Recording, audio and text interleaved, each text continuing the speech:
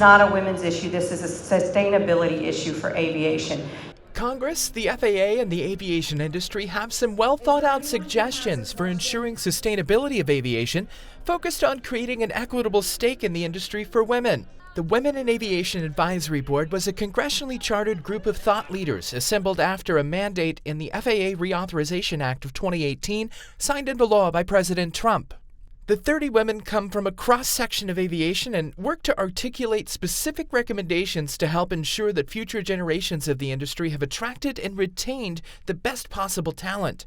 They recently delivered their final report. We're really focused on bringing more women into the industry and keeping them into the industry. Fewer than 10% of certificated pilots are women, and that number drops down to the single digits in the maintenance world. The board's 84-page report makes many comprehensive suggestions for actions throughout the career cycle to help make aviation's demographics better reflect society as a whole. The biggest, I think, barrier right now is the culture of our industry. The culture of our industry was created for the men who started it, who were employed in it, who represent the majority. And so if we are really serious about creating a diverse and inclusive workforce, we have got to create policies that impact everybody. The report's recommendations are already shaping discussions at the FAA.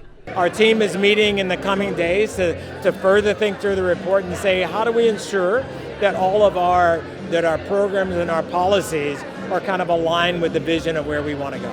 And from the legislative side, lawmakers see the report as a very useful tool. How's this going to help, I guess? Well, look, I think the Senate and Congress as a whole is going to examine this report. It's going to examine the recommendations and look for ways to help further open up aviation to women. There are incredible careers that are available there, and we've got workforce shortages. But business leaders like board member René Banglesdorf don't see it as a problem that necessarily needs to be solved by more regulation. It's not the FAA or Congress's problem to solve solely, and I expect that those leaders in the industry can do the right thing because it's the right thing for the flying public, it's the right thing for their bottom line, and it's the right thing for the legacy that they're building in this great industry. In Washington, D.C., Harrop, AOPA pilot.